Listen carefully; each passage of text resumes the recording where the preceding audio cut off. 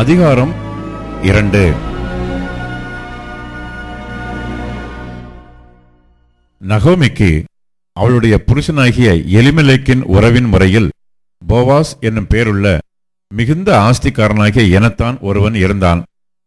மோவாபிய ஸ்திரியான Ruth என்பவள் நகோமியை பார்த்து, நான் வயல்வெளிக்கு போய் யாருடைய கண்களில் எனக்கு தயை கிடைக்குமோ அவர் பிறகே கதிர்களை பொறுக்கிக் கொண்டு வருகிறேன் என்றாள்.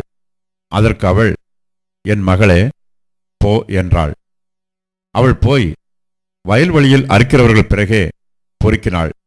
தற்செயலாய் அவளுக்கு நேரிட்ட அந்த வயல் நிலம் எலிமெலேக்கின் வம்சத்தானாகிய போவாசுடையதாய் இருந்தது.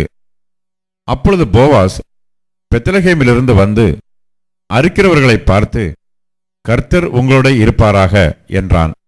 அதற்கு அவர்கள், கர்த்தர் உம்மை ஆசீர்வதிப்பாராக என்றார்கள். பின்பு போவாஸ் அறுக்கிறவர்கள் மேல் கண்காணியாக வைக்கப்பட்ட தன் வேலைக்காரனை நோக்கி, இந்த பெண் பிள்ளை யாருடையவள் என்று கேட்டான்.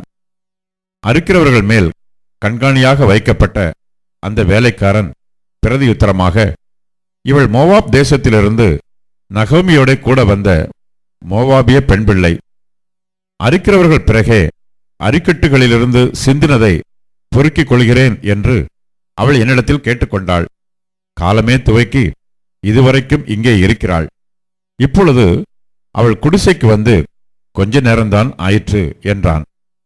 அப்பொழுது போவாஸ் ரூத்தை பார்த்து, மகளே, கேள், பொறுக்கிக் கொள்ள வேறே வயலில் போகாமலும் இவ்விடத்தை விட்டு போகாமலும் இங்கே என் ஊழியக்கார பெண்களோட கூடவே இரு.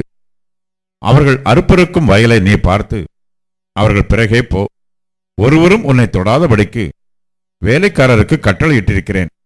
உனக்கு தாகம் எடுத்தால் தண்ணீர் குடங்கள் அண்டைக்கு போய் வேலைக்காரர் மொண்டு கொண்டு வருகிறதிலே குடிக்கலாம் என்றான். அப்பொழுது அவள் தரையிலே முகங்குப்புற விழுந்து வணங்கி, நான் அந்நிய தேசத்தாளாயிருக்க நீர் என்னை விசாரிக்கும்படி எனக்கு எதனாலே உம்முடைய கண்களில் தயை கிடைத்தது என்றாள்.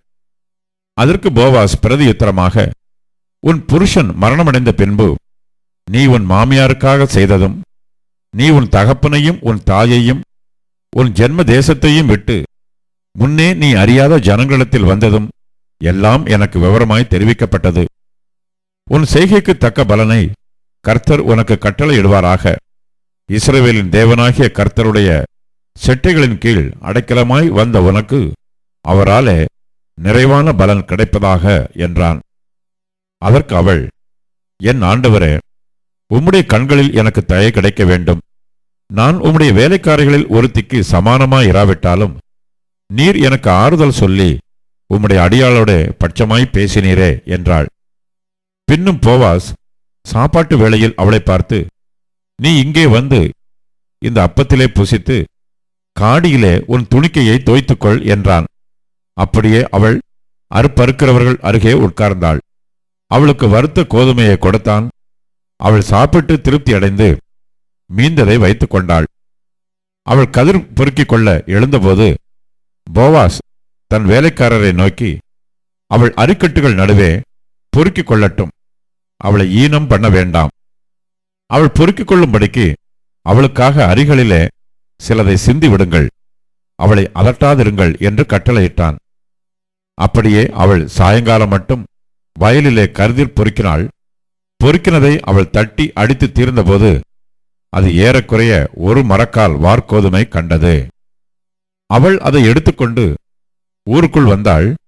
அவள் பொறுக்கினதை அவளுடைய மாமி பார்த்தாள். தான் திருப்தியாய் சாப்பிட்டு மீதியாக வைத்ததையும் எடுத்து அவளுக்கு கொடுத்தாள். அப்பொழுது அவளுடைய மாமி, இன்று எங்கே கதிர் பொறுக்கினாய், எவ்விடத்தில் வேலை செய்தாய் என்று அவளிடத்தில் கேட்டு, உன்னை விசாரித்தவன் ஆசீர்வதிக்கப்படுவானாக என்றாள். அப்பொழுது அவள், இன்னாரிடத்திலே வேலை செய்தேன் என்று தன் மாமிக்கு அறிவித்து, நான் இன்று வேலை செய்த வயல்காரன் பேர் போவாஸ் என்றாள். அப்பொழுது நகோமி தன் மருமகளை பார்த்து, உயிரோடு இருக்கிறவர்களுக்கும் மரித்தவர்களுக்கும் தயவு செய்கிற கர்த்தராலே அவன் ஆசீர்வதிக்கப்படுவானாக என்றாள். பின்னும் நகோமி அவளை பார்த்து, அந்த மனுஷன் நமக்கு நெருங்கின உறவின் முறையானும் நம்மை ஆதரிக்கிற சுதந்திரவாளிகளில் ஒருவனுமாய் இருக்கிறான் என்றாள். பின்னும் மோவாபிய ஸ்திரியான ரூத், அவர் என்னை நோக்கி, என் அறுப்பெல்லாம் அறுத்து தீருமட்டும் நீ என் வேலைக்காரர்களோட கூடவே இரு என்று சொன்னார் என்றாள்.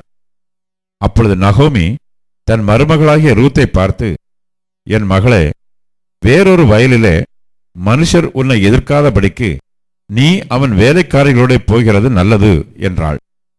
அப்படியே கோதுமை அறுப்பும் வார்கோதுமை அறுப்பும் தீருமட்டும் அவள் கதிர் பொறுக்கும்படிக்கு போவாசுடைய வேலைக்காரர்களோட கூடியிருந்து தன் மாமியினிடத்தில் தங்கினாள்.